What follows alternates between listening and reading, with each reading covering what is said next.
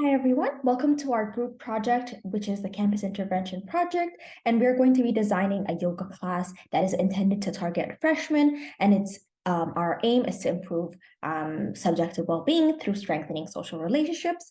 Before going into the intervention project itself, let's talk a little bit more about yoga. Now, yoga is a mind and body practice that involves physical postures, breathing exercises, and meditation techniques. We know that it has a lot of potential benefits for both physical and mental health. But today, what we are particularly interested in is how yoga improves subjective well-being through social relationships. And that is exactly what our intervention targets. In this intervention project, we intend to design a class that targets students in their first year of college. The class is going to be a year-long class, which is during the entire academic year, and freshmen can opt into the class. The class will be meeting weekly for 1 hour, and it will include individual yoga poses, breathing exercises, and partner yoga poses. It aims to improve the well-being of college freshmen, like we mentioned, through strengthening social relationships. We aim to have about 3 different time slots to allow for schedule flexibility. And although we plan to encourage students to opt into the program, signing up to this program will not be mandatory, although commitment is strongly encouraged after one student enrolls. Now, why did we choose freshmen and why did we choose the yoga intervention project? We know that the transition to college can be a major life change for many students, and it requires them to adjust to new environments and meet new people and cope with increased academic and social expectations. These changes can be overwhelming to anyone, and they can lead to negative psychological outcomes. But we also know that studies suggest that practicing yoga can have ample benefits when it comes to improving social relationships by reducing stress and improving emotional regulation. What exactly our intervention is trying to do is improve freshmen social relationships and impact them in such a way that they have positive social relationships with their peers in the class and make them more likely to adapt better to the college environment. One may ask, why support this proposal? Would college students really benefit from this intervention?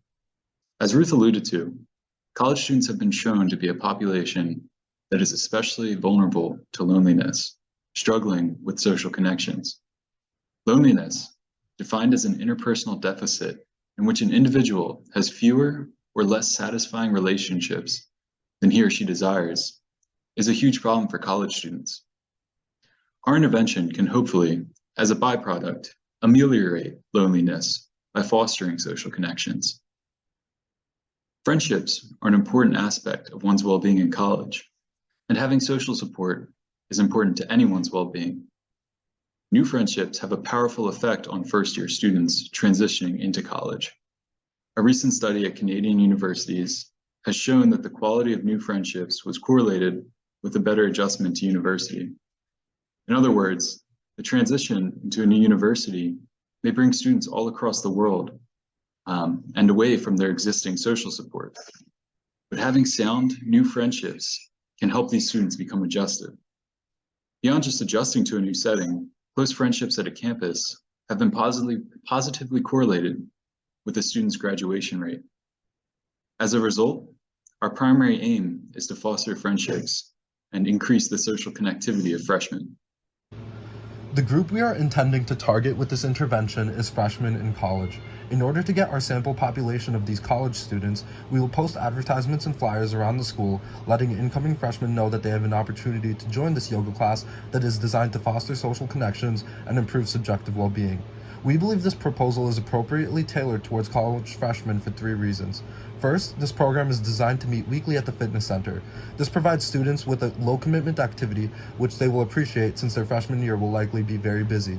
Next, the program offers multiple time slots for the weekly yoga session. This enables better scheduling flexibility that can accommodate various students. Finally, the program is fully optional, which is best for freshmen who are already overloaded with mandatory classes and programs.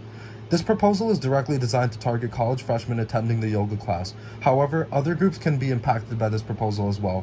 Freshmen who attend the class may share what they learn with their friends and family, who may also begin to learn yoga on their own. As a result, this proposal can have a cascading effect. This intervention has high external validity. If it can be shown that yoga has helped college students improve their social relationships and subjective well-being, this finding can likely be extrapolated to college students of other years as well. The internal validity of this intervention may not be as high though, because increases in subjective well-being throughout freshman year may be the result of outside factors such as class schedules or seasonal changes. Our yoga intervention will be effective because there's evidence from many studies that exercise, and even more specifically yoga, fosters social connections. Participating in yoga classes naturally leads to increases in social interactions as you talk with your classmates and even do partner poses together. In fact, studies showed that yoga can instill its participants with a sense of belonging, community, and connectedness, which makes them more open to interacting with others and forming new relationships. Thus, when the freshmen participate in the yoga intervention, they'll meet new people who they'll hopefully connect with and form relationships with outside of class.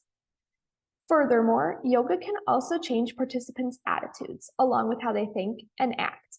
In fact, studies show that doing yoga is positively associated with increases in kindness, mindfulness, tolerance, respect, patience, self-awareness, compassion, and other social cognitive skills.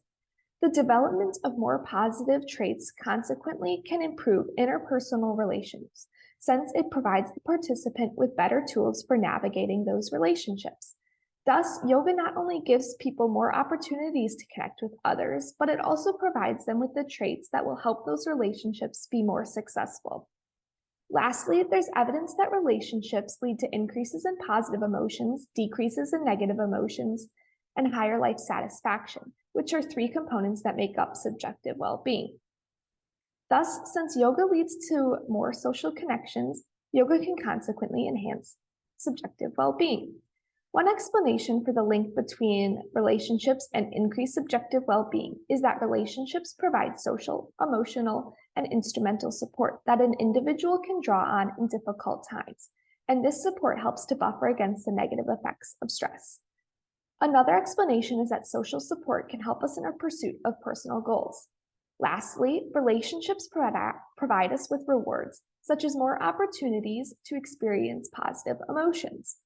Thus, overall, because yoga can result in both more and better relationships, along with the fact that relationships are associated with increased subjective well-being, studies show that yoga could be beneficial for those at risk for social isolation, such as freshmen who are in a new environment with few friends. In order to measure the effectiveness of our intervention, we will administer a pre-assessment or baseline survey during the first week of classes. This survey will ask students questions about their social relationships using the Interpersonal Support Evaluation List, which is a 40-item questionnaire that includes questions such as, when I feel lonely, there are several people I can talk to, and if I decide one afternoon that I would like to go to a movie that evening, I can easily find someone to go with. Students will also complete a flourishing scale as a measure of well-being. They will rank statements about their relationships, self-esteem, optimism, and purpose. After the intervention is complete, students will be asked to complete a post-assessment survey with the same questionnaires at the end of the semester. To determine whether the assessment was effective, we will conduct a parity test where we compare the average scores from the pre-assessment and post-assessment survey to determine whether students are feeling more satisfied with their social relationships and if they were able to make more friends over the course of the semester. If we observe a significant increase in the averages of the post-assessment surveys, we can then conclude that the intervention was successful. One limitation of our statistical analysis is that we can't account for variables such as when students naturally make friends over the course of the semester due to interactions in classes and clubs. As a result, our effect would likely be an overestimate. Alternatively, the effectiveness of the intervention can also be confounded by students' personalities. More extroverted and open individuals might benefit more from the social intervention and might be more willing to implement the strategies they learn outside of class. Additionally, self-report measures are not always reliable since individuals may lack self-awareness or simply lie.